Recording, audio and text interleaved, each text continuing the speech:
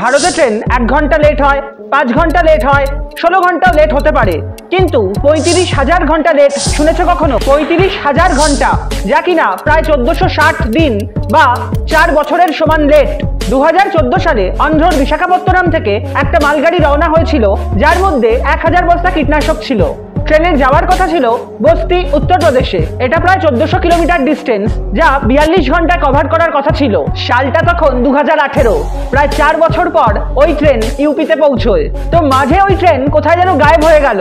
এখন আপনাদের মনে প্রশ্ন জাগবে, মাঝপথে ড্রাইভার বা কোথায় গেল, আর 4 বছর সেই ট্রেনই বা কোথায় গেল? এবার আসা যাক সেদিন এক্স্যাক্টলি কি হয়েছিল সেটার ব্যাপারে। ওই ট্রেন রওনা হওয়ার কিছুক্ষণ পর টেকনিক্যাল কারণে আনফিট ঘোষণা করা হয়। ট্র্যাক থেকে সরিয়ে ওটাকে রিপেয়ার হাউসে পাঠিয়ে দেওয়া হয়েছিল। তখন বিজনেসম্যানেরা সরকারের কাছে জানতে চাইছিল, ভাই আমার কীটনাশক কোথায় গেল?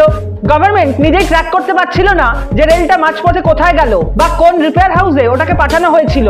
প্রায় ক্রোরস অফ ভ্যালু ফার্টিলাইজার এতে বরবাদ হয়ে গেছিল। এই ঘটনাকে ইন্ডিয়ান রেলওয়ের অন্যতম বিগেস্ট ব্লান্ডার বলে ধরা হয়। আপনি নিজে কখনো রেলওয়ের ব্লান্ডারের শিকার হয়েছেন? কমেন্ট করে অবশ্যই জানাবেন।